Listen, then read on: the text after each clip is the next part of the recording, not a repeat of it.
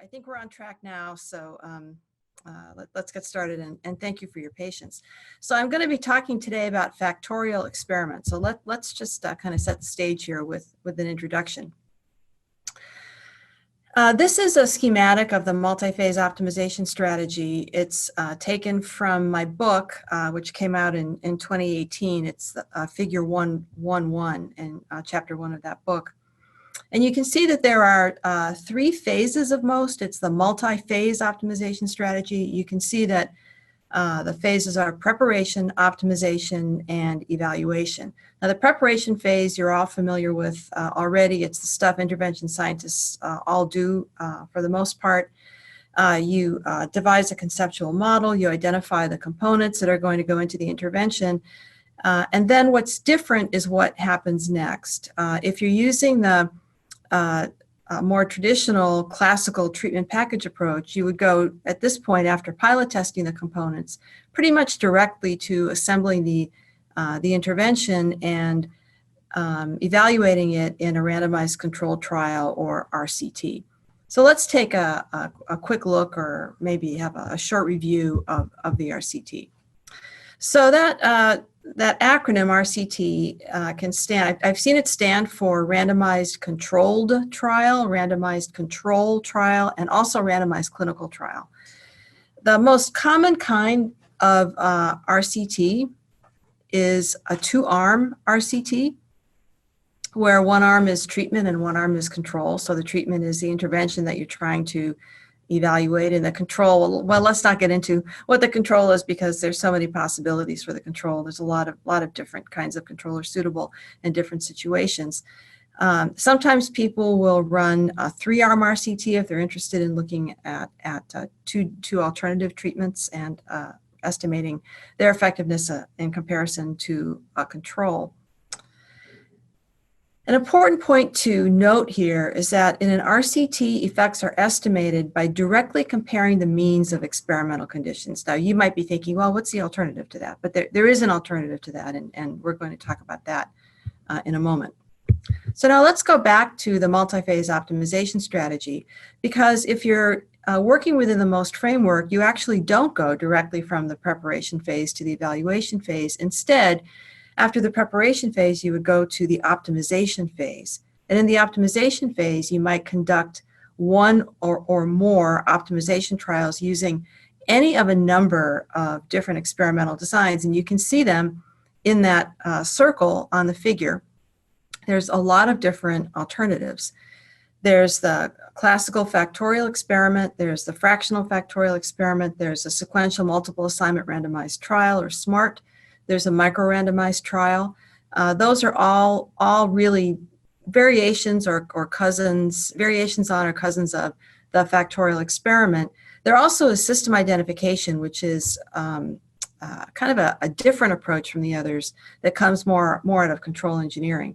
So if you're selecting a particular experimental design for your optimization trial, you're going to ask a few questions, and one is, what kind of intervention am I optimizing? Am I optimizing a fixed or adaptive intervention? That's the first question. The second question is, what are my most important research questions? Of course, what are the research questions is largely determines what the choice is going to be. And then another important question is, what resources are at my disposal to conduct the optimization? Because experimental designs vary in how efficient they are, how much they cost in terms of experimental subjects and experimental conditions. So there might be some important differences there that would influence your decision. Interrupt for 1 minute. Okay, just one moment. Sorry, technical stuff. I do apologize for the interruption.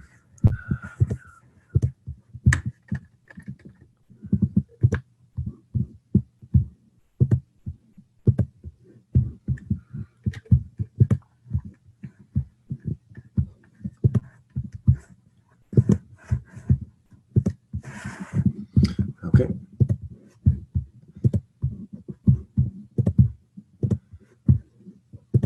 Sorry about that, everybody. They can't see me, I think. No, that's me. Okay.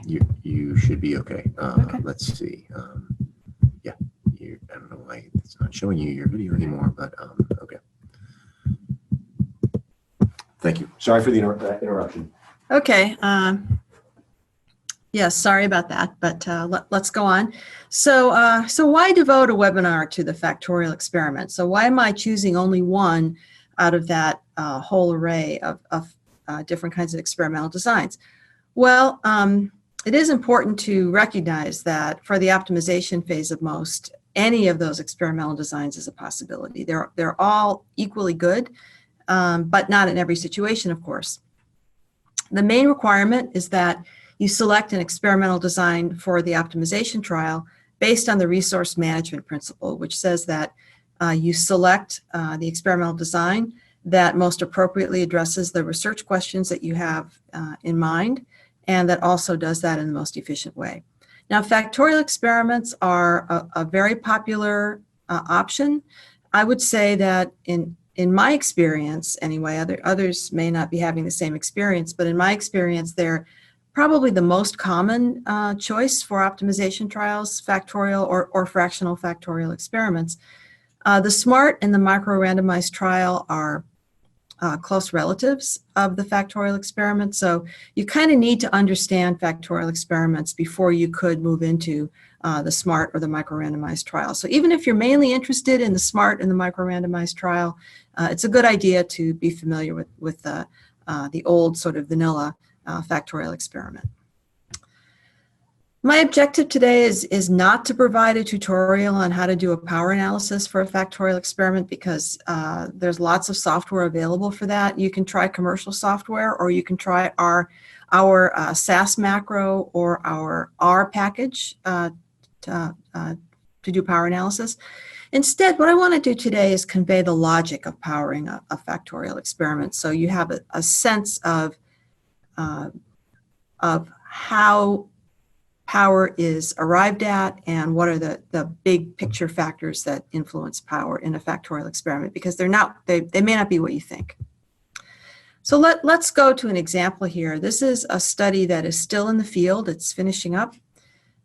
It's called Heart to Heart 2, and I've had the great good fortune to work with a team of people at NYU led by Maria Guads.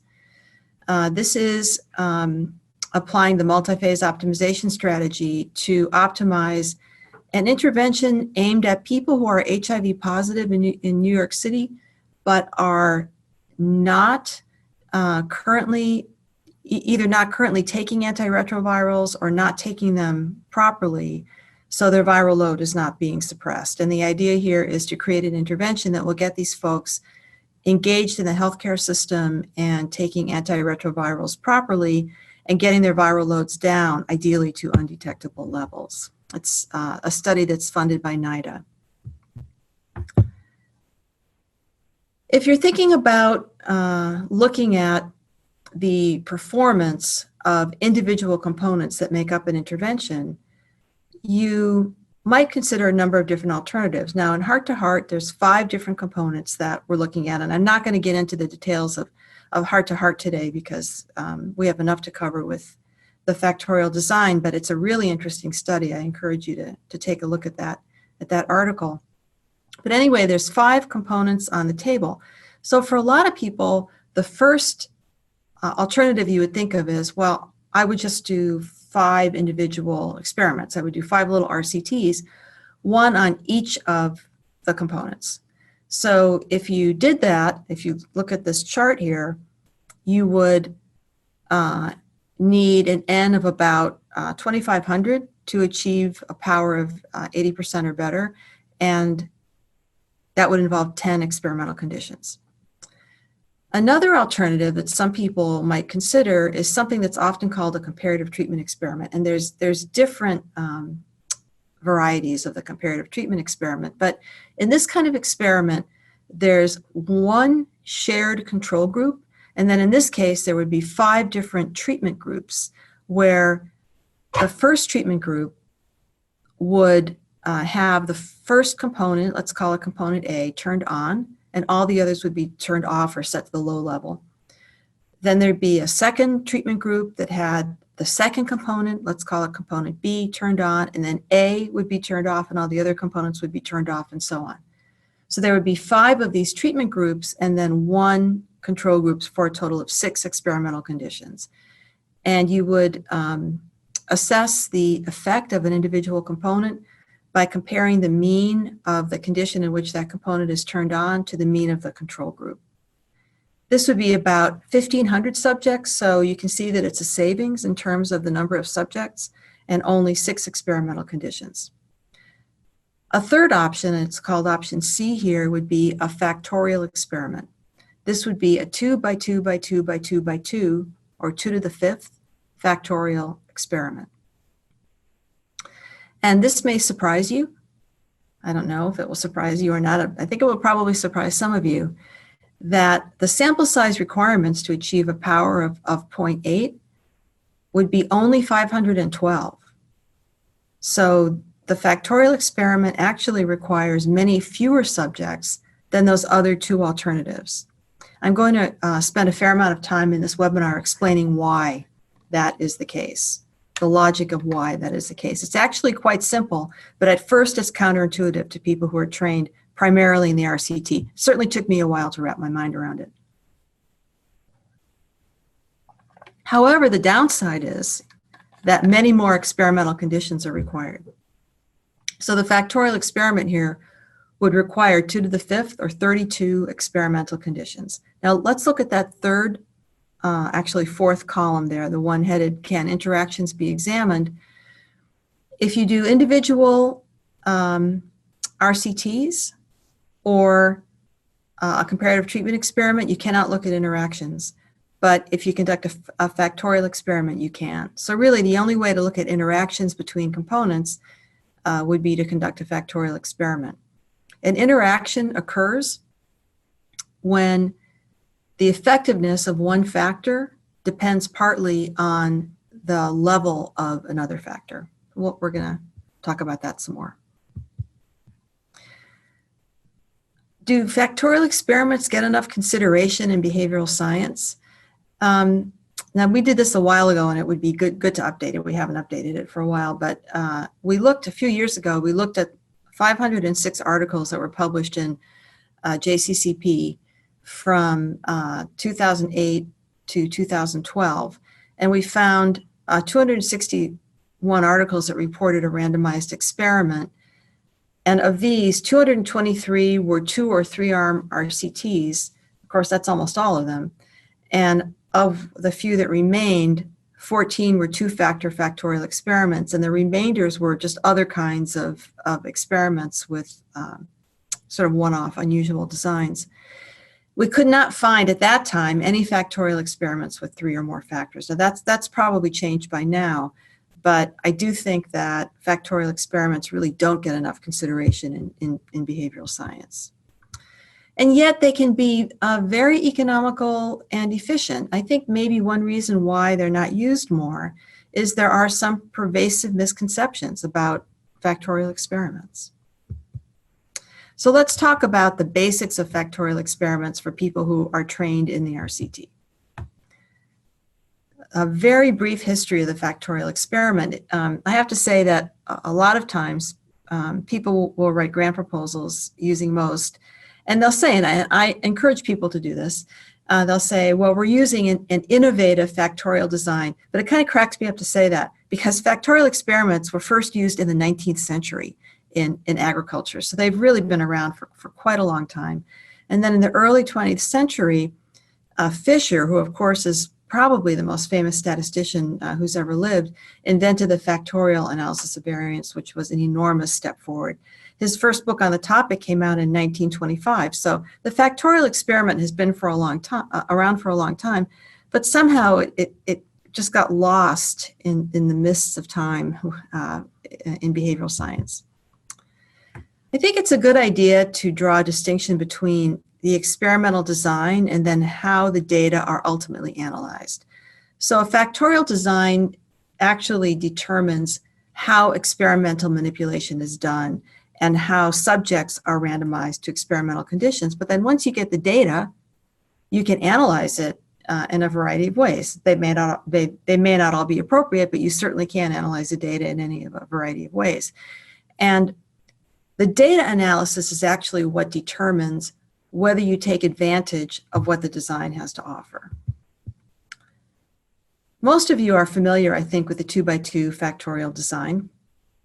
If there were two factors and each had two levels, no or yes, in a 2x2, there would be one experimental condition where both A and B are set to no, another experimental condition where both factor A and factor B are set to yes, and then a condition where A is set to yes and B is set to no, and a condition where A is set to no and B is set to yes. This is the simplest factorial design. Factorial experiments can have more than two factors, and very soon we're going to start talking about factorial experiments with more than two factors. They can also have more than two levels per factor. I am going to talk about that today too, and I'm going to show you why I actually don't recommend factorial experiments with more than two factors for optimization trials. Now, how should data from a 2x2 factorial design be analyzed? This happens a lot in the scientific literature and in the behavioral sciences. People conduct a 2x2 factorial experiment and they analyze it as if it was a 4-arm RCT. So that last experimental condition on the far right serves as the control. And then you compare the mean of the A and B both set to yes condition to the A and B both set to no condition, and then you would do the other two comparisons as well. So that's one way to do it, but that's not what Fisher had in mind when he invented the analysis of variance. Instead, you can conduct a factorial ANOVA and estimate main effects and interactions.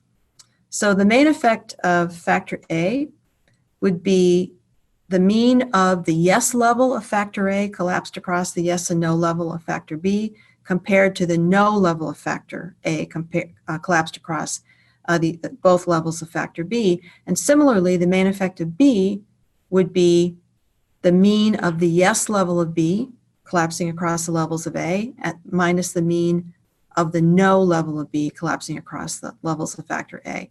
I'm going to go into this some more very soon. Now suppose, let's now move to intervention optimization and how this connects with that. Suppose you're developing an intervention to help prepare adults for smoking cessation. And let's just keep it simple. Let's say there's only 3 candidate components that are under consideration. And they are the use of a nicotine patch during pre-cessation, use of a nicotine gum during pre-cessation, and pre-quit counseling. And some of you may recognize this as drawn on the work of Tim Baker and Mike Fiore and our other collaborators at the University of Wisconsin. It's at CTRI, the Center for Tobacco Research and Intervention. Now let's assume that the outcome variable is self-efficacy at the quit date, self-efficacy for successfully quitting smoking at the designated quit date. The first thing to note is that factors are not quite the same as components. You actually have to derive manipulated independent variables from the components. So you have to select a number of levels that you want to compare, and I'm going to recommend that it be 2. But just remember that components have only one level, factors have more than one level that you're trying out in the experiment. So let's say that in this experiment, each factor has 2 levels. We're going to call nicotine patch NP, that can be either no or yes. Or we're going to call nicotine gum NG, that can be no or yes. Or we're going to call counseling COUN, that can be no or yes. Here's a table that shows the 8 experimental conditions in this 2 to the 3 factorial experiment. So this is a 2 by 2 by 2 factorial experiment.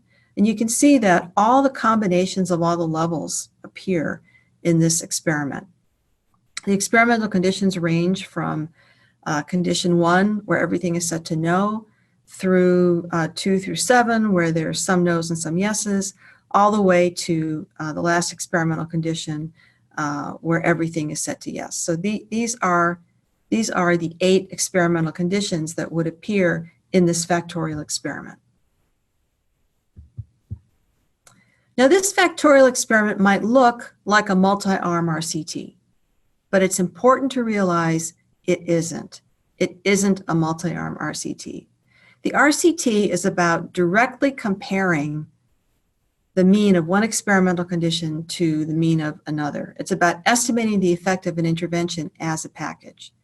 By contrast, when you're analyzing the results of a factorial experiment using classical factorial ANOVA, the factorial experiment is about estimation of two different quantities, the main effect of each factor and the interactions involving two or more factors. So in this design that I showed you on the previous slide, there are three main effects.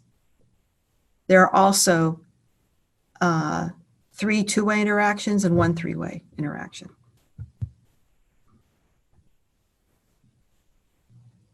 We're going to discuss main effects and interactions shortly, but you can see there's the main effect of NP, the main effect of NG, the main effect of count, then the NP by count interaction, the NP by NG interaction, the NG by count interaction, and then the three-way interaction. All of those can be estimated.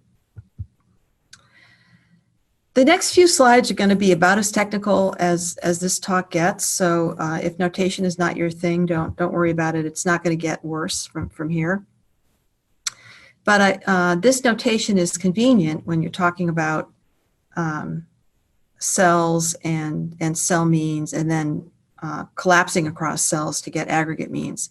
So every place there was a no in the previous table, I put a minus sign, and every place there's a yes, I put a plus sign. And you can see that the cell mean has subscripts that represents where it comes from, basically. So you can see for experimental condition 3, the cell mean, the parameter representing the cell mean is mu minus plus minus, and that means that NP is set to no, NG is set to yes, and count is set to no. So how do you get the main effect of NP? Well, the main effect of NP is the mean of conditions 5 through 8, and that's represented by mu bar plus dot dot. That dot notation, some of you might be familiar with that. It represents a mean. So we're averaging across the second and third factors. So mu bar plus dot dot is an average across the second and third factors. It's the average of conditions 5 through 8, the conditions where NP is set to yes, minus mu bar sub minus dot dot, and that is the mean of conditions 1 through 4. So if the notation is not comfortable for you, just kind of look at the table, and you can also see it in the colors. So it's the mean of the darker orange conditions minus the mean of the lighter orange conditions. So that gives you the main effect of NP. The main effect of NG now is going to be computed in the same manner, but using different experimental conditions. So now it's going to be still the main effect, still the average of the experimental conditions in which NG is set to yes, but this time that's 3, 4, 7, and 8, minus the experimental conditions where NG is set to no, and that's going to be conditions 1, 2, 5, and 6. So again, it's the mean of the darker orange conditions minus the mean of the lighter orange conditions. And the main effect of count, computed the same basic way, the mean of the conditions where count is set to yes minus the mean of the conditions where count is set to no. And you can see that that's going to be the mean of 2, 4, 6, 8 minus the mean of 1, 3, 5, 7. I'm going to share with you a couple of quotes from Fisher that are favorites of mine. Fisher, in this quote, is trying to dispel the idea that the correct way to examine something is to isolate it, take it out and look at it by itself. So if you're thinking, I don't see why it's better to look at the components together in one experiment, I think it would be better to do the individual little RCTs and just look at them one at a time. So Fisher said, no aphorism is more frequently repeated in connection with field trials than that we must ask nature few questions, or ideally one question at a time. The writer is convinced that this view is wholly mistaken. Nature, he suggests, will best respond to a logical and carefully thought out questionnaire. Indeed, if we ask her a single question, she will often refuse to answer until some other topic has been discussed.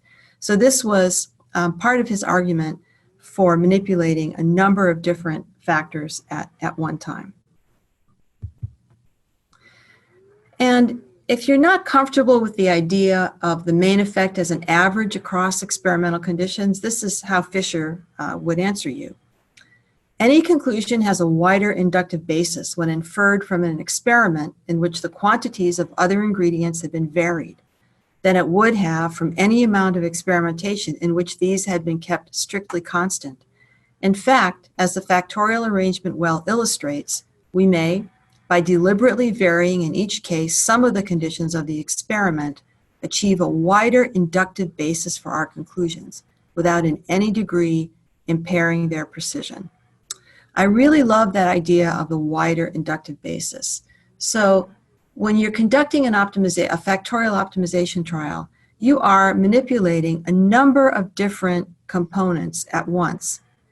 You're looking at the effect of each component averaged across a number of different sets of circumstances. You're looking at the effect of one component under circumstances where the other components are all set to on, or where the other components are all set to off, or where some of the other components are set to on and some are set to off. That's what's going to happen in real life to this component. If it gets selected for inclusion in an intervention, it's going to be operating in the presence or absence of a number of other components. And to me, it makes perfect sense to examine components while you're manipulating other components that are candidates for inclusion in the intervention. So these are some arguments in favor of the factorial experiment. Now, interactions. Interactions are, I'm not going to sugarcoat this. Interactions are kind of complicated. To complicate things even further, there's two slightly different definitions of the interaction in wide use. One definition of the interaction you can see on this slide, you see it's divided by 2. Sometimes that 2 is left out. I'm not going to get into that here. If you're interested in this, I suggest you take a look at chapter 4 in my book. There's a whole chapter devoted to the interaction because it's so complicated. But the idea with the interaction is if NP and NG interact, then the effect of NP is different depending on which level of NG you look at. If they don't interact, then the effect of NP is the same no matter which level of NG you look at. That's kind of the way to think about it. So you can see that here, you can look at the effect of NP at the level when NG is set to yes, and you can look at the effect of NP when NG is set to no. So that left-hand panel, you can think of as the effect of NP when NG is set to yes, averaged across all the levels of count.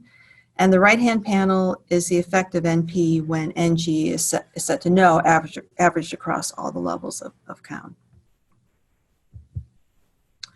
It's always a good idea to graph the cell means and marginal means if you want to interpret effects. Here is an example of a main effect of NP only. So this is NP and COUN being graphed here. And you can see that there's no main effect of COUN because if you look, COUN is on the x-axis. And you can see that there's no change from no to yes, but there is a big difference depending on whether NP is set to no or NP is set to yes. So that's an example of a main effect for NP only. And this is where there's a main effect of COUN only. You can see that there's a big increase from no to yes in COUN. But there's no difference between NP being set to no and NP being set to yes. I actually added a little bit so you could see the separate lines, but there wouldn't be a significant main effect there.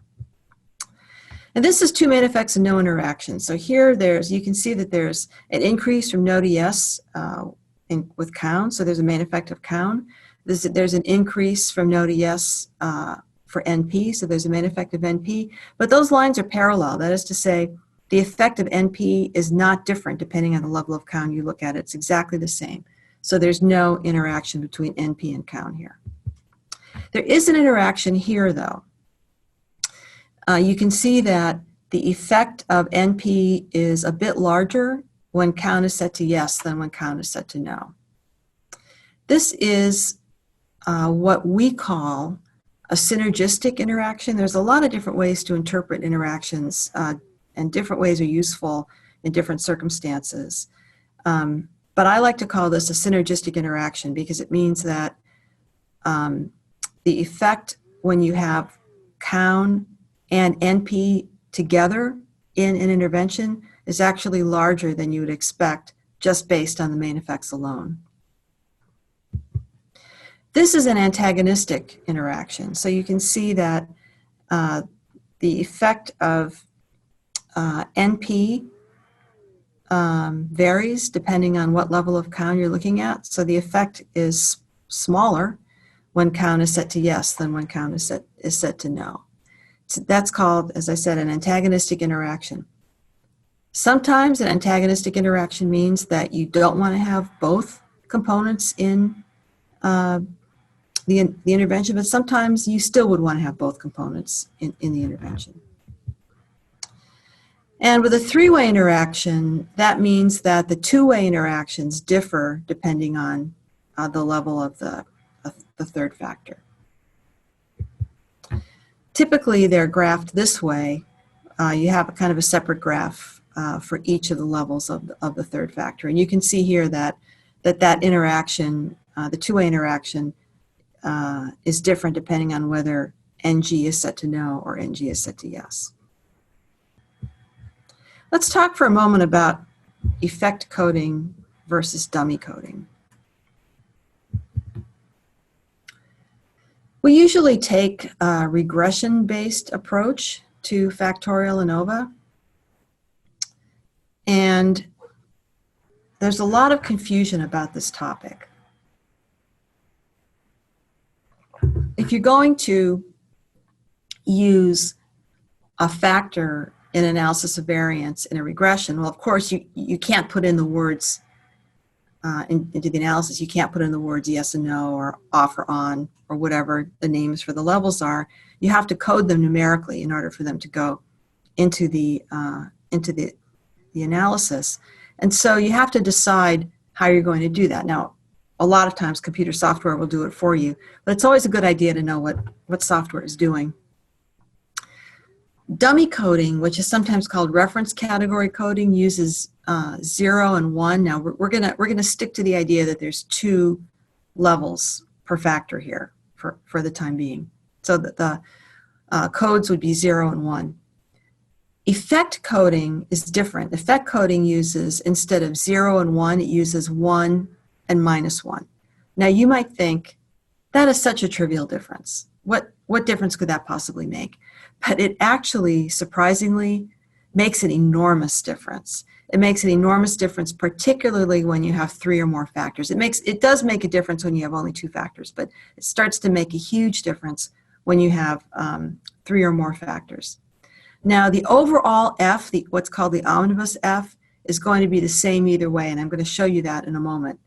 But in most cases, the two coding approaches yield different effect estimates, and they are interpreted differently. It's important to realize that those textbook definitions of the main effect and interaction that I showed you before, and that I think most of you probably learned in previous stat courses you've taken, you get those with effect coding. You don't typically get those with dummy coding. Dummy coding represents other effects that do not correspond to those textbook definitions. A number of years ago, I was looking over some results for someone who was confused by the results, and they pointed out that the hypothesis tests in the ANOVA table were showing different p-values than the hypothesis tests for the individual b-weights. And the reason was, and I don't remember what software the person was using, but the reason was that the ANOVA table was using effect coding, and the coding for the B weights was dummy coding. And that wasn't really explained anywhere in the documentation. So that's something to watch for. Now, what happens under the different coding approaches? So what if I decide to use effect coding? What if I decide to use dummy coding? What can I expect? If you use effect coding, the estimates are uncorrelated if you have a balanced design. I'm going to talk about balance in a moment, but for right now, remember that one feature of balance is that there's equal ends in all experimental conditions. So if you nail that perfectly, which of course you very rarely do in a field experiment, but if you did, the effects you estimated would be perfectly uncorrelated. With dummy coding, the effects are usually correlated. They're often substantially correlated. Can regression coefficients be interpreted according to the classical definitions that I showed you before? Yes, for effect coding. In general, no, in dummy coding. So let's examine the interpretation of the regression coefficients. If you use effect coding, the main effect of factor A, as I said before, is the effective A averaged across all the remaining factors. By contrast, with dummy coding, and I actually prefer not to call that a main effect, I'd rather call it the first order effective A. It's the effective A when all the remaining factors are set to 0. So think back to that quote I read to you from Fisher. That's kind of what Fisher was warning against, is not to do that. And the A by B interaction, if you use effect coding, that is the difference between the effective A at the low level of B and the high level of B averaged across all the remaining factors. With dummy coding, it's actually the difference in the effective A at the low and high level of B, but when all the remaining factors are set to 0. So there's differences in interpretation for all the effects except the highest order interaction. But my main point here is not that one of these approaches is better than the other. We prefer effect coding for reasons I'm going to explain in a moment for analysis of data from optimization trials. That doesn't mean effect coding is always the appropriate way to go, but it is important to realize that they're different.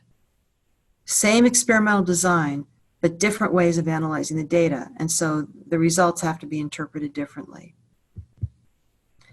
Just to show you a direct comparison of effect and dummy coding, I've taken kind of a dumb little study on paper airplanes. So this was done by some stat students, and it ended up being published in the Journal of Statistics Education. And a lot of people now use this simple data set to demonstrate different things about the analysis of variance. So there are 3 factors. The weight of the paper could be 50 grams or 80 grams. The design could be simple or a high performance design. And then the angle of release could be horizontal or 45 degrees. So those are the 3 factors. And the outcome is how far the plane traveled. This shows the results. On the left-hand side, we have the effect-coded results, and the right-hand side, we have the dummy-coded results. Now, first of all, look at the top. That's the ANOVA table with the omnibus F-test, and you can see that the omnibus F-test is exactly the same in both cases. And it's always going to be exactly the same in both cases. Now, look below. On the left-hand side, those are the results for the individual regression parameters for effect coding, and then on the right, it's the individual regression parameters for dummy coding. And you can see, like, for example, look at the effect of heavy paper. You can see that the estimate is different and the p-value is different. So these are different effects that are being estimated here. Now, something else I'd like to call your attention to is in the effect-coded side, on the left-hand side, look at the standard errors. The standard errors are identical right down the line. When you use effect coding in a balanced experiment, this gets disrupted mildly to moderately, depending on whether you if you have mild to moderate variability in the ends across experimental conditions. But this means the fact that the standard error is the same for all the regression coefficients, that means that you have the same power to detect a regression coefficient of a particular size, no matter whether that regression coefficient corresponds to a main effect, a two-way interaction, a three-way interaction, or what have you, all the way up the line. Now, if you look on the right-hand side with dummy coding, the standard errors go up, and they tend to go up with dummy coding. They tend to go up with the order of the effect. So main effects tend to have the smallest standard errors, and then two-way interactions, then three-way interactions are larger, and so on. So that's something else to remember about dummy coding. Typically, you will have less power to detect higher order effects.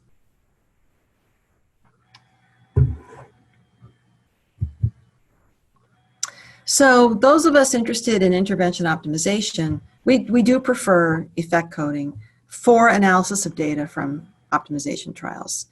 We like the classical definitions of the effects because a lot of the thinking in the multi-phase optimization strategy has come from engineering, agriculture, and other fields, and that's how they define those effects. We like it that the effects are uncorrelated or nearly uncorrelated. Power analysis is a lot more straightforward if you know that you have the same power to detect a regression coefficient no matter what sort of effect it corresponds to.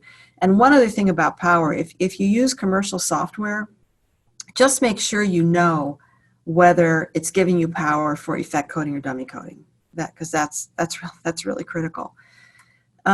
If you have a regression equation that you've estimated using effect coding, if you remove an effect, the estimates of the other effects don't change very much, or they might change slightly. Well, they won't change at all if you have perfect balance. They may change some if you don't have perfect balance. Now, the hypothesis test will change because you're taking variance and moving it into the error term, but the effect estimates will not change. And that, I won't get into this here, but that can come in handy when you're using the results of an optimization trial to then do decision-making about which components are going to be selected for the intervention. If you try that with dummy coding, the effects will change a lot. Effect estimates change a lot. Okay, the logical underpinnings of factorial experiments, they're a bit different. There is a fundamental difference between the RCT and the factorial experiment, and that is that RCTs are about direct comparison of experimental condition means. So in an RCT, you have a control, you have one or more treatment conditions, and you are running that experiment so that you can directly compare the means of the treatment conditions to the control. That's not what factorial ANOVA is about. In factorial ANOVA, generally speaking, individual cell means are not directly compared. I showed you before that effect estimates are based on aggregate means, and all the subjects contribute to all the effect estimates. So let's talk about that some more. So I showed you this before. This is the main effective NP, and you get that. First of all, you do not get that by directly comparing any one experimental condition mean to any other one experimental condition mean. Instead, it's the mean of conditions 5 through 8 versus the mean of conditions 1 through 4. Now watch what happens when we look at the main effective NG. It's the mean of conditions 3, 4, 7, and 8 versus the mean of conditions 1 through 5, 6. What I want to call your attention to, you've seen this before, but what I want to call your attention to here is that all of the subjects are involved in both of those main effect estimates. All the subjects. So that is part of what gives the factorial analysis of variance its tremendous efficiency. And now, if all the subjects are going to be involved in the main effect of count too, and all the subjects are going to be involved in all of the interaction estimates. So this is what gives the factorial experiment its tremendous efficiency. If you're a subject in an experiment a factorial experiment, like imagine you're a subject in experimental condition 5. You're in the treatment condition for NP and in the control condition for NG and count. So most subjects are in some combination of treatment and control conditions. Now, let's continue talking about the differences between the RCT and the factorial experiment. Look at the top here of this slide. Suppose I'm conducting a little kind of normal 2-arm RCT. I've got treatment, control, total N is 300, and I've got 150 in the treatment group, 150 in the control group. Pretty normal. Now, suppose I decide I want to add another treatment that I want to compare to the control condition. And suppose now this new treatment, treatment B, same expected effect size. So can I divide up the subjects among the 3 conditions to maintain power? I've got 300 subjects. Do I get to just now say, okay, I've got 100 subjects per condition. Am I good to go? Well, you guys know the answer to this, no. To maintain power, it's going to be necessary to get 150 more subjects. We have to increase the N to 450. That's the only alternative. In general, in a factorial experiment, if you add a treatment, you have to increase the number of subjects, usually by a lot. Now, let's compare that to a factorial experiment. Some of you saw my tweet about this, where I said you can sometimes add, often add, 1 or more factors to a factorial experiment without increasing the sample size and still maintain power. And this right now is where I'm going to show you how you do that. So this experiment is sufficiently powered, let's say, with a sample size of N equals 20, that's 40 subjects per experimental condition. Okay. Now, suppose I want to add a factor. This is a 2 to the 3 factorial experiment. Now suppose I want to make it a 2 to the 4th. I've got 320 subjects. I want to make this a 2 to the 4th. So this new factor, let's call it ENRT, extended NRT. Now we said before that this experiment was sufficiently powered with an N of 320, but now it's a 2 to the 4th experiment. It's gone from having 8 experimental conditions to having 16 experimental conditions. Now suppose ENRT has the same expected effect size as the other factors. What should the overall N be to maintain the same level of power? Think about that for a moment. What should the overall N be to maintain the same level of power? Well, actually, this experiment will be sufficiently powered with about the same sample size, N equals 320. And you notice now there's fewer subjects per experimental condition. We've doubled the number of experimental conditions, so now we, instead of 40 per condition, we have 20 per condition. So let's think about this. First of all, we've added a factor. We've got another independent variable here. Why don't we need any additional subjects? And also, how can this experiment be sufficiently powered when the per condition N is so small? If this were an RCT, and you were proposing to do an RCT with an N of 20 per condition, that's a pilot. That's not a serious experiment. But I'm asserting here that this is a fully powered experiment. So how can that be? Well, if you view this design like an RCT, then yes, this would never have enough power. If the idea was to take the mean of 16 and compare it to the mean of 1, and the mean of 15 and compare it to the mean of 1, and so on, with all those comparisons, 20 per condition would not be enough. But that's not what we're doing here. This design is not an RCT. And that's something that if you ever write a grant proposal proposing a factorial experiment, it's a good idea at some point to just come out and say that to reviewers. Please understand, this is not an RCT. The logic of it is quite different.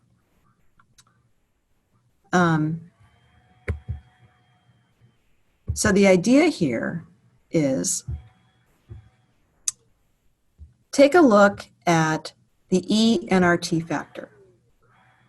Notice that we're going to get the main effect of ENRT by comparing the mean of all the conditions where where the factor is set to yes, to the mean of all the conditions where the factor is set to no. Well, previously, when we were assessing, we were estimating the main effective NP. Remember, we had 160 per level of the factor. So the condition was, the comparison was based on a mean calculated on 160 subjects versus a mean calculated on 160 subjects. Now look at extended NRT, ENRT. We're going to be comparing the mean of conditions 9 through 16, that's 160 subjects, to the mean of conditions 1 through 8, that's 160 subjects. The means that are being compared here are still based on 160 subjects. So this is why you can add a factor without having to increase the number of subjects. In a factorial experiment, power is based on the per level sample size, not the per condition sample size. The per level of a factor sample size, not the per condition sample size. That's very important. It's really fundamentally different from the RCT. And for that reason, factorial experiments can be sufficiently powered when the per condition n is small, when, or provided that, the per level n is sufficiently large. Well, here we have a lot of experimental conditions. We have 8 experimental conditions per level, and so we have 160 per level, and so we're fine. We have sufficient power. We could even add another factor to this and not lose power, provided that the factor that's added has an effect size that is now smaller than what was originally used to power the study. So this is the power, very different logic for assessing power. And just remember this, particularly if you're reviewing studies, you're reviewing grant proposals or journal articles, and someone reports an experiment where the n is small. Don't think, oh my gosh, that n is so small, that's really kooky. Instead think, well, what's the overall n? What's the n per level? Because that's what's going to be driving the power. Okay. So let's talk for a moment about balance in factorial experiments. A factorial experiment is balanced if 2 conditions are met. One is that every cell or every experimental condition has the same number of subjects, and the other is that each level of each factor appears the same number of times. So the first one is more how the sample size is divided across the conditions. The second one has more to do with the structure of the experiment itself. Balance is important because it assures that efficiency of factorial experiments, and also it assures that the effect estimates will be uncorrelated, although if you do have unequal sample sizes, and again, I mean, the reality is that in the kinds of field experiments we all do, you're not going to achieve perfectly equal ends. Statistical adjustments deal with that quite well. So here you see this design is balanced. Every cell has the same number of subjects, and then each level of each factor appears the same number of times. So you can see that for each of the factors, there's 4 no's and 4 yeses. So there's balance there. It's kind of harder to deal with it if you don't have balance in the structure of the experiment. You always have balance if all the combinations of the levels, that is to say, all the possible combinations of the levels appear in a factorial experiment. But there are balanced designs that don't include all the combinations of the levels of the factors. Those are called fractional factorial designs. They're still balanced. They just don't contain all the combinations of the factors. Whenever some possible experimental conditions are omitted, there's going to be some effects that are alias, that is confounded or combined with each other. So that's not necessarily 100% a bad thing, because sometimes it can buy you quite a bit of efficiency. But we're really not going to talk much about fractional factorial designs today. So the RCT and the factorial experiment are both efficient, but for different questions. And I want to make it really clear that I and other people who work in the area of intervention optimization, we're definitely not anti-RCT. We just want want people to think in terms of not always using the RCT for every research question, because no single experimental design is appropriate for every research question. If you want to compare two conditions directly, the reality is that to have enough power, you have to limit the number of experimental conditions. So concentrating subjects in a smaller number of experimental conditions is what to do, and that's an RCT. If you want an efficient way to estimate main effects of several factors, then you would need a factorial experiment. If you look at a large factorial experiment as a multi-arm RCT, it's going to look impossible to power. And in fact, it would be impossible to power if you were going to analyze the data that way. But that's not the appropriate way to analyze the data. We should use the analysis of variance that Fisher gave us. Now, as I said before, power for an RCT is driven largely by the per condition n. That's how we're kind of accustomed to thinking about power. By contrast, power for a factorial experiment is driven largely by the per level n, the n per level of a factor. So remember that factorial experiments can have very small n's, but still be well powered if that overall n and the per condition n is large enough. Now, sometimes you may have a research question concerning which option is best out of a very limited number of scenarios. So it might be, I can include component A or component B, but not both. So in a case like that, you probably need an RCT or a similar kind of design.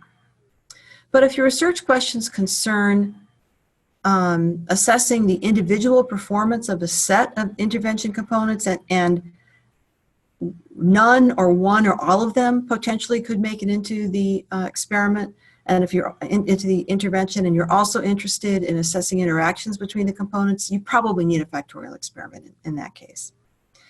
So getting back to most for a moment, you first ask the question, which components do I want?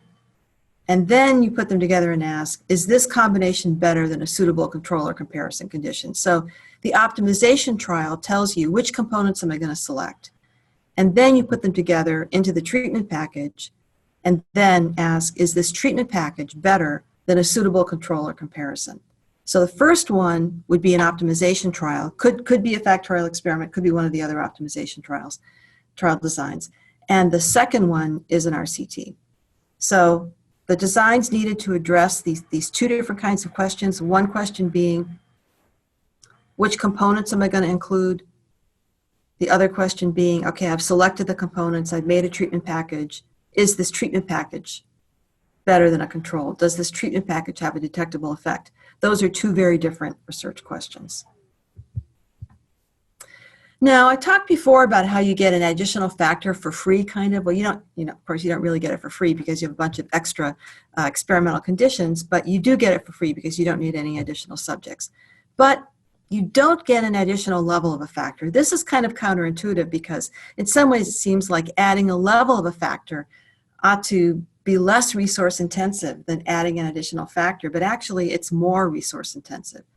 So let's assume that instead of adding that extended NRT factor, we're adding a level to count. So instead of being no and yes, count is going to be no, low dose, and high dose. Low dose of counseling and high dose of counseling. This actually ends up being expensive because not only does it increase the number of experimental conditions, it doesn't increase them as much as adding a factor, but it does increase them. And unlike adding a factor, it requires a large increase in the sample size. So here I've added, changed the design so the count has 3 levels, no, low, and high, as I said before. And this now has 12 experimental conditions instead of 8. And we're sticking with the same number of subjects. So we have 320 subjects. So the main effective NP is still going to be based on 160 per level. It's going to be now the mean of 7 through 12 versus the mean of 1 through 6. Same thing with the main effective NG. That's going to be the mean of 4 through 6 and 10 through 12 versus the mean of 1 through 3 and 7 through 9. Okay, so far so good. But what happens when we go to look at the main effect of count? Well, count actually has 2 different main effects because there are 2 contrasts here. You're going to be contrasting high versus no, and you're going to be contrasting either high versus low or low versus no. But the important thing to look at is what's the sample size here for that contrast? That contrast is based now on a third fewer subjects, because for each level, now we're leaving out all the experimental conditions where count is set to low. Unless the expected effect size is larger here, which it would be very unlikely to be, you would have to increase the sample size to at least 480 to maintain power. This would be a 50% increase in the sample size. So this is why I discourage people from including more than 2 levels when they're conducting an optimization trial. Now, a lot of times people say to me, well, I really want to look at that intermediate level. And what I always say is, what I suggest you do is conduct a 2 to the k experiment. That is an experiment where all the factors are set to 2 levels. And we'll look at no versus high. If there's no difference between no and high, then you probably don't care what the effect of low is. So that would be a first thing to do. And then in a later study, you can look at low. That's what I would recommend. Let's talk for a moment about the concept of a control condition. The control condition is very different in the RCT as compared to the factorial experiment. In an RCT, you have the control group. We always say, oh, this is the control group. And any comparison is made with respect to that control group, that single control group. But let's look at the factorial experiment here. Is experimental condition 1 the control group? Now think about that for a second. Is it the control group? Are we pulling out that mean and comparing it to any of the other means? No, we are not. So what's the concept of control? Who are the control subjects? In a factorial experiment, each factor has its own control. So for the NP factor, the control subjects are all the subjects in 1 through 4. Now, suppose you felt that for some factors you needed not a no treatment control, but something else. So suppose for NG you felt you needed a placebo nicotine gum. Then everyone who was assigned to the no level or the lower level of NG would get that placebo, and the design would be what you see here. And to get the main effect of NG, it would be the same. It would be the mean of 3, 4, 7, and 8 versus a mean of 1, 2, 5, and 6, where all of those control subjects for NG receive the placebo. Maybe you feel that rather than getting nothing, the subjects getting counseling should get whatever standard of care is. Maybe there is some standard of care in counseling. Well, you can deliver that to the subjects. All the subjects here in this design who do not get the upper level of count get standard of care. So there are control subjects in a factorial experiment. Every factor has its own control, and the same subject, as I said before, can be a treatment subject for one factor and a control subject for another factor. A lot of times people want to include a constant component. I want to show you how this works. Sometimes there'll be a component that you want everyone to have. There's different reasons for doing that, but it's very easy to include that in a design. Here, everyone gets information about the effects of cigarettes, and then the other factors are manipulated kind of with that in the background. So that's very easy to do. Design is still balanced. There's lots of practical issues when you're conducting a factorial experiment, exactly how you assign subjects to conditions, although that actually really is not difficult once you get the hang of it. You have to remember that the components have to be manipulated independently. That means that when I deliver the high level of one component, it should be the same no matter what else is going on in any of the experimental conditions. So that's something to remember. And it also is important to avoid contamination.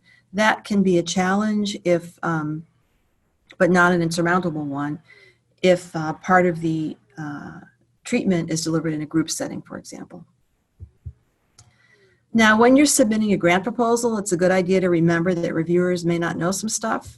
They may not know about the efficiency of factorial designs. A lot of people, there's a lot of pervasive misconceptions about factorial experiments. A lot of people passionately hold those misconceptions. So if you're writing a grant proposal involving a factorial experiment, you might have to work a little bit to dispel some of those misconceptions, but it's completely doable. Lots of these have been funded.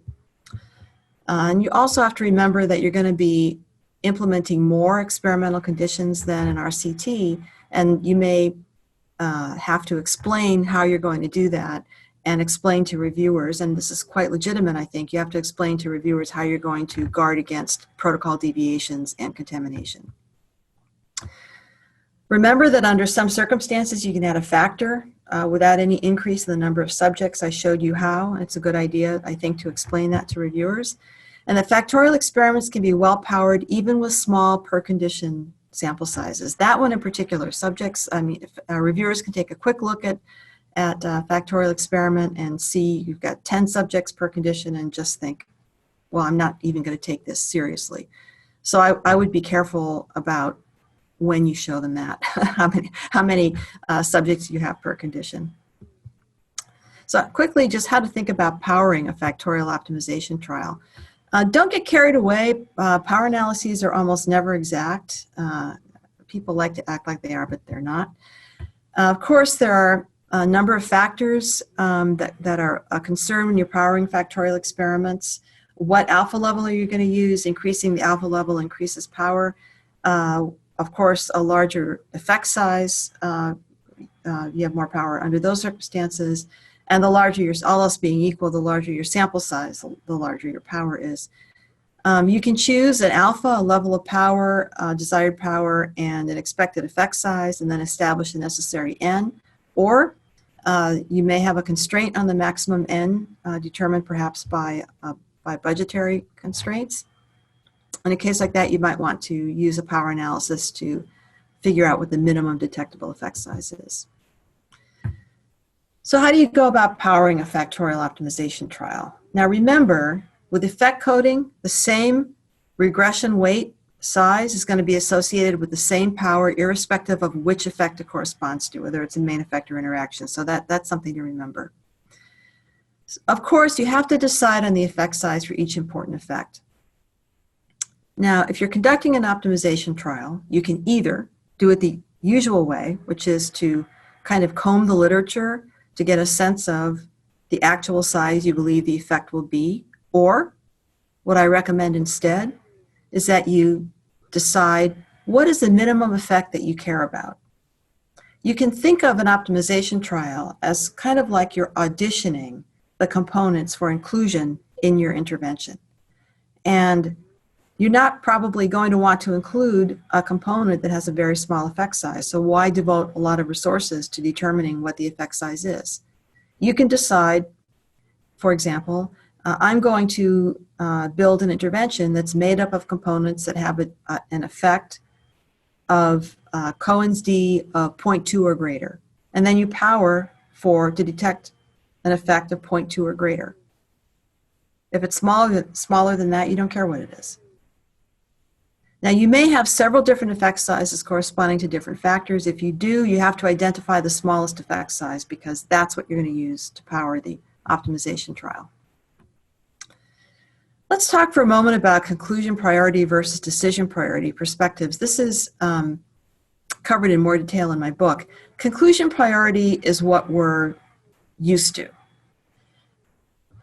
If you are conducting an analysis or planning a study for a paper that's going to be published in a journal or you hope is going to be published in a journal, if you conduct the statistical analysis and you can't reject the null hypothesis, it's okay if you conclude we don't know.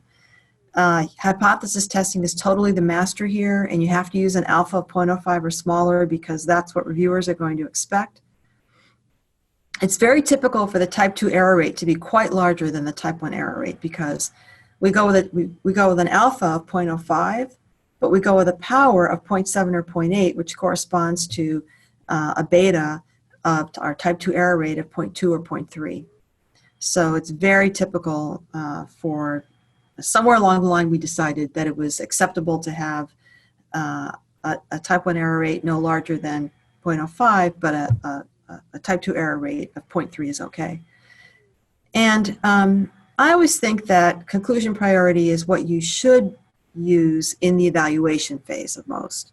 But now let's talk about the perspective when it's an optimization trial.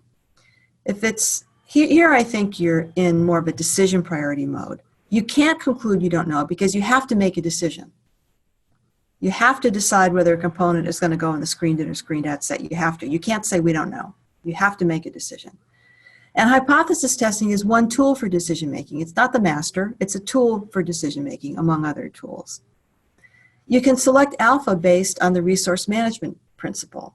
If you have a limited number of subjects, in my opinion, it's okay, it would be okay, to increase alpha to 0.1 or 0.15 in order to bring the type 2 error rate down. Because you have to think about what's worse for me, failing to detect an intervention component that is working, or mistakenly including an intervention component that isn't really working.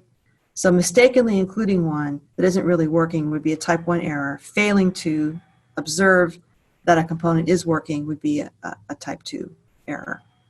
I think the decision priority approach is appropriate for the optimization phase, where it makes sense for the investigator who has to make decisions to balance the type 1 and type 2 error rates as deemed appropriate. You can get a quick and pretty accurate estimate of the power available to you for a factorial experiment to pretend you're doing a t-test. This only works for a 2 to the k experiment, an experiment where you have 2 levels for all the factors. But you can pretend you're doing a t-test, take the smallest effect size, and then look it up as if you were doing a t-test. So suppose you have 4 factors, you're doing a complete factorial. Actually, it usually doesn't matter whether you're doing a complete or fractional factorial, but suppose you have these expected effect sizes for the main effects, and typically you power based on the main effects. Now the smallest factor here is factor D, with an effect size of, in terms of the standardized regression coefficient, of 0.15. Let's say you're going to take the traditional alpha of 0.05 and you want power to be at least 0.8. If you conduct a power analysis, this is just to give you an idea of, round numbers here. It would show you need an N of 351. You'd probably round that up to 352, so you'd have equal N's across the 16 experimental conditions. If you increase the alpha to 0.1, that brings your sample size down to 277. If you add a pretest or other covariate with a substantial enough correlation, that also can help reduce the sample size. You can, let's say that pre-post correlation is 0.6, that'll drop your N to 222. If you take away the pretest now and you increase alpha to 0.15, the required N would be 233. And if you make alpha 0.2, then that would reduce that to an N of 201. Okay, that concludes my material for today. Thanks so much for being here, and I'm looking forward to answering your questions. Just a second. Oh, by the way, I put my, notice that I put my Twitter handle there. So if you want to kind of follow my whereabouts and get a sense of what additional trainings or appearances might be coming up, that would be a great way to do that. All right, so we have a couple questions so far. Great. First one's a two-parter, so I'll read it one part at a time. Okay. My biggest question is when you have a multi-component intervention, but the effect sizes of the individual components are either unknown or maybe significantly different from each other. Mm-hmm. Specifically, when I think about most, I see people estimating a 10% absolute effect size for all treatment arms, but that seems wildly optimistic or naive. Mm-hmm. Okay, well, first of all, let me say a lot depends on what the effect size metric is, and I'm not sure what effect size metric you had in mind. I will say that in terms of Cohen's D, I've seen lots of people detect intervention components that showed Cohen's D of 0.15 or 0.2. So I'm not sure I agree with you. Well, but of course I don't know what effect size metric you were using. But just note that the effect size here that we're talking about is a main effect. It's not the effect for a particular treatment arm. And in fact, I actually prefer, I'm glad you asked this question, because I prefer not to use the term arm when we're talking about a factorial experiment. I think it's a good idea to reserve that term so that we know when we're talking about an RCT versus a factorial experiment. In an RCT, of course, you are directly comparing treatment arms, so it makes sense to talk about the effect of a treatment arm. But in a factorial experiment, that's not what we're doing. We're talking about main effects primarily. And so the effect metric is a bit different there. If that doesn't answer your question, please come back and ask it again. And the second part was, it is also sometimes hard to deliver 3 or more perfectly independent interventions with high fidelity. Yes, that's true. It is hard to do that, and that varies a lot from application to application. There are different ways to do that, though. Sometimes it's possible to have different people deliver each component. It's not always possible, but sometimes that can be done, and that can help in terms of delivering the different components independently. But that you're right, that can be a challenge at times. Having said that, though, I also will say that I've been involved in lots of studies where there were 16 or 32 experimental conditions, and it was mostly or all delivered by humans as opposed to electronically. And with enough training, people were able to do it. Now, I think it's especially hard, though, if the treatment that's being delivered is, for example, a therapy, and one person is going to be delivering the therapy, and the person would have to change out components from patient to patient. That, I think, is something like that is probably not workable. Next question.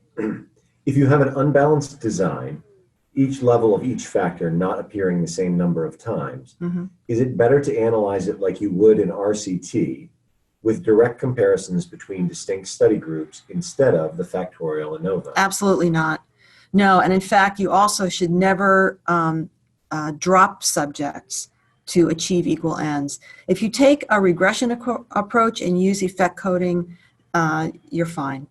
You're fine. There will be some small correlations among the effects, but you will still get valid results.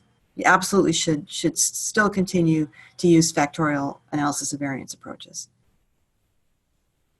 Any warnings or guidance in applying the conceptual of, oh, excuse me, I read that incorrectly. I'm going to start over. Okay.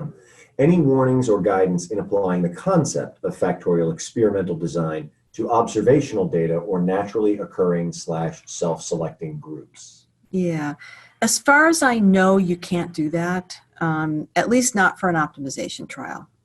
Now, the results of those kinds of studies can be extremely valuable in the preparation phase of most, in developing the conceptual model, which I've not talked about here at all, but is incredibly important. I'd refer you to chapter 2 of my book. But these are not optimization trials. Optimization trials are experimental trials. Thank you. Could you speak in more detail of the need for balanced groups?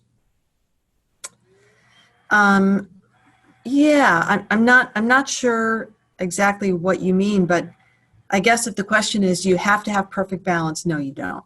Perfect balance is an ideal that we should aim for, because we'll come closer to having perfect groups if we aim to that ideal, aim for that ideal, as opposed to if we don't.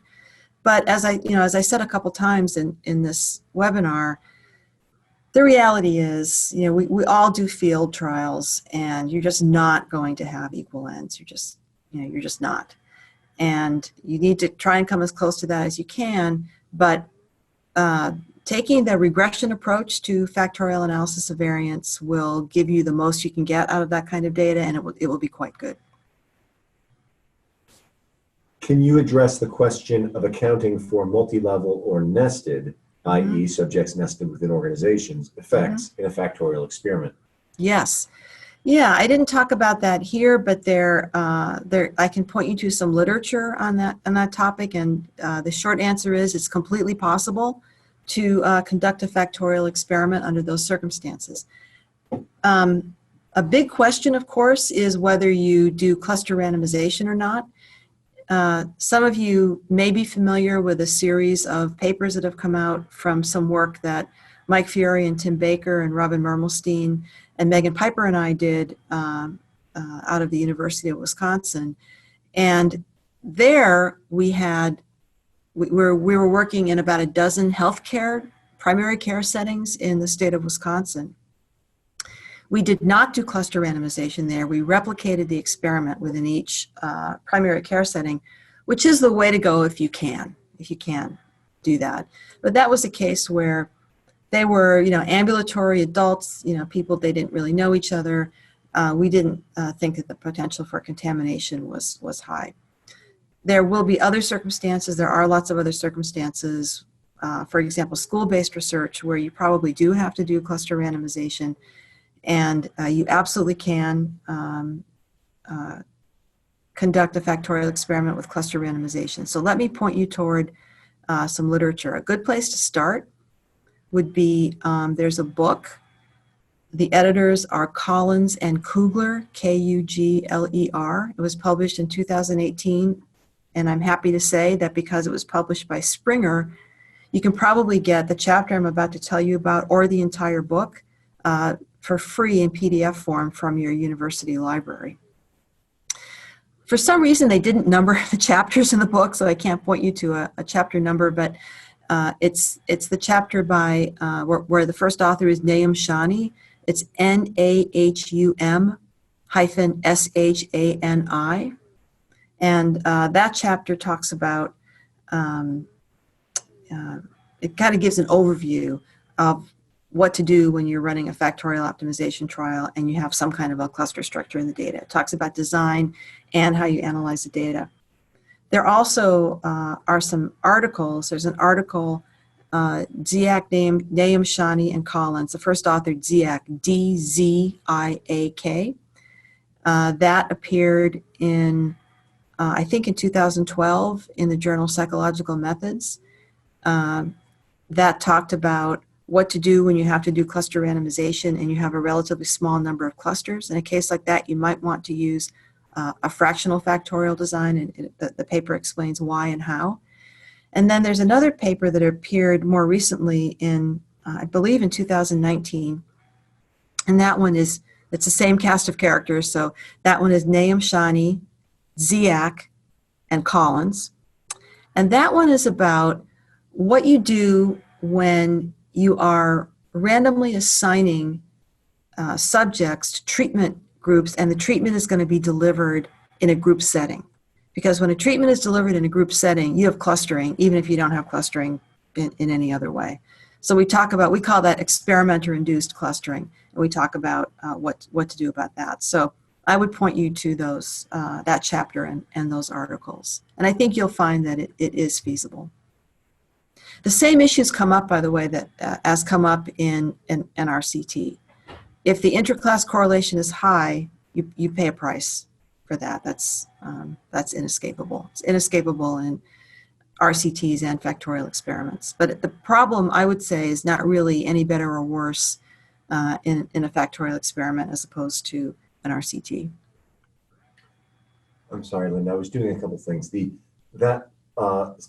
second paper that you cited, was that in the paper in Psychological Methods? Yes, that's All that right. one. Yes. So it's the chapter in the Collins and Kugler book, and then there are two articles in Psychological Methods. The first one, the first author is Dziak, D-Z-I-A-K, and then the second one, the first author is Nahum Shani, the same as the person who wrote the chapter. And I just sent in the chat function those citations to everyone. Oh, thank you. That's great. Yeah, Okay. So find the next question because I've scrolled myself down. Okay, not yeah. Could you talk more about how factors need to be independent?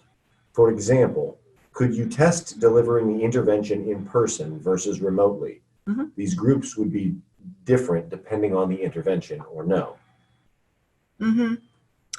Yeah, that's a really great question.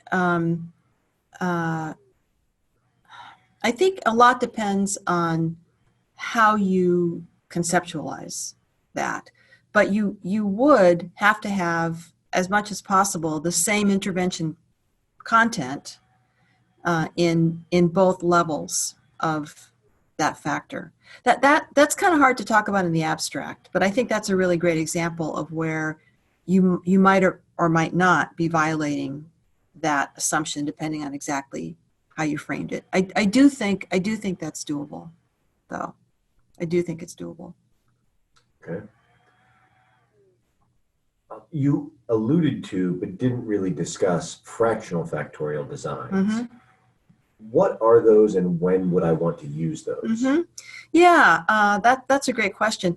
I personally, in a nerdy way, really love fractional factorial designs, but a lot of people find them boring, so I decided not to talk about them here. My frequent collaborator, Kate Guastafaro, basically does not have much time for fractional factorial designs, and she's always trying to get me to leave them out of things like this. But I think they're kind of interesting, so I'll just give you a really quick introduction to fractional factorial designs here. And if you're interested in more, you can read, there's chapter 5 of my book would be a great place to start, but you would really have to have read chapters 3 and 4 before you could read that. And then there also is an article that came out in 2009 in Psychological Methods again, Collins, Ziak, and Lee, L.I., that talks about fractional factorial designs and as optimization trials. But anyway, here's the idea. So let's say you've designed and powered a factorial experiment, and you look at it and you think, okay, I can get that many subjects, no problem, but I'm going to have a hard time managing this many experimental conditions.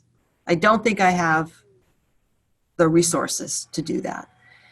If what you're after is an experimental design that will enable you to look at the same number of components with the same number of subjects, but fewer experimental conditions, then you might want to consider a fractional factorial design. A fractional factorial design will reduce the number of experimental conditions by half or more under some circumstances. It's important to, again, I just want to reiterate that even though you have fewer experimental conditions, you still have the exact same sample size requirements. In fact, if you're powering a factorial experiment, the software won't even ask you whether it's a full or fractional factorial design because it doesn't care. It doesn't need to know. It's exactly the same sample size requirements. So the idea is you, the experimenter, the next question that comes up a lot here is, well, how do I select which experimental conditions? You, the experimenter, do not select the experimental conditions. So you do not look at the list of conditions and say, gee, I'm especially interested in this one, not so interested in this one, so I'll remove it, but we have to be sure to keep this one. That's not how it works. The experimental conditions are chosen purely on statistical grounds. They're chosen to preserve the balance properties of the factorial experiment and to make sure you can estimate the effects that you want to estimate. I said earlier in this webinar that whenever you remove experimental conditions from a factorial experiment, you're going to have aliasing of effects. And that means that certain effects are combined with other effects and they can't be disentangled. In most fractional factorial designs that are reduced by half, so half fractional factorial designs, every effect is aliased with one other effect. Now you might think, that's terrible. Why would I ever want to do that? But here's the logic of fractional factorial designs. In any factorial experiment, there's a lot of effects, right? So you have five, if you have five factors, you have five main effects, but now you have a whole bunch of two-way interactions, a whole bunch of three-way interactions, and so on. In fact, you're estimating 32 effects, only 5 of which are main effects, which are the ones of primary interest. So the idea is, if you can reasonably assume that those higher order interactions, I'm talking about the 4-way, the 5-way, most of the 3-way interactions, if you can reasonably assume that those are negligible in size, not exactly 0 necessarily, just not large enough to disrupt decision making, then you can select a fractional factorial design that has a set of experimental conditions that will set things up so that when you go to estimate the effects, each main effect you're interested in is going to be combined with an effect that you've assumed to be negligible in size. So let's say you've assumed that the 4-way interactions and the 5-way interaction are negligible in size. Most people would say, not a super unreasonable assumption. Then you can select a fractional factorial design that will alias each main effect with one 4-way or 5-way interaction. So now, suppose you've conducted that experiment, you go to estimate the effects. The main effect that you estimate, the main effect of the first factor, is going to be actually the main effect of that factor combined with a 4-way interaction. Now, can you make a mistake there? Yeah, you can. If you observe a main effect there, it could be due, you could be right, it could be due to the main effect, and that 4-way interaction is so small it's not really changing anything, or it's possible that the main effect is actually negligible in size, and what you're seeing is primarily due to the 4-way interaction. That's a risk you take with fractional factorial designs to gain the efficiency of not having to conduct all of the experimental conditions. It can be really much more efficient to use a fractional factorial design. That study that I used as an example at the beginning, that actually is a fractional factorial design. I didn't go into it here. But we're looking at 5 components there, and we actually are running 16 experimental conditions, not 32. So it's a trade-off. It's a pretty direct trade-off between the possibility of making a mistake, because you could potentially draw the wrong conclusion about one or more of the effects, versus the efficiency of having fewer experimental conditions. So that's fractional factorial designs in a nutshell. They're very interesting, I think. All the fractional factorial designs have been tabulated, were tabulated a long time ago, all the ones we would be likely to be interested in anyway. You use software to select them, and you basically tell the computer, these are the effects that are of primary interest to me, these are the effects that I can assume are negligible in size. Now show me a design that aliases the effects I'm interested in only with effects that I feel comfortable assuming are negligible in size. And the computer will return a design to you. Proc-Factex is the one I like the best, but R also has a routine for doing that. Thanks. I only have one more question here. So if anybody has questions left to ask, please send them along so that we don't wrap up before you get your question answered. So this question is, this seems wrong, but it was my understanding that the fact that you could interpret the interactions made it difficult to interpret the main effects. Mm-hmm. Mm-hmm.